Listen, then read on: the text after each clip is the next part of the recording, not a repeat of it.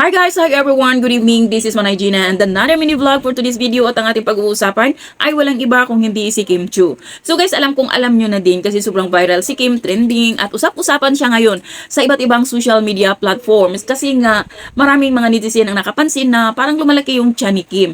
At saka halata mo na talaga, although si Kim wala naman talaga siyang inaamin, siguro ayaw niya lang magsalita pero kung buntis man si Kim, nasa tamang edad na rin naman siya. 36 na si Kim. So tama na kung buntis man siya, okay na yun, wag na natin gawing big deal. Kung sino ang ama, siguro alam naman natin na sila ni Paolo, kahit hindi naman nila diretsahan na inamin, ayaw nilang umamin, pero kasi halata naman kasi na talagang sila na. So kung buntis man si Kim, hayaan na lang natin guys, kasi darating din naman yung time na malalaman at malalaman din naman natin yan.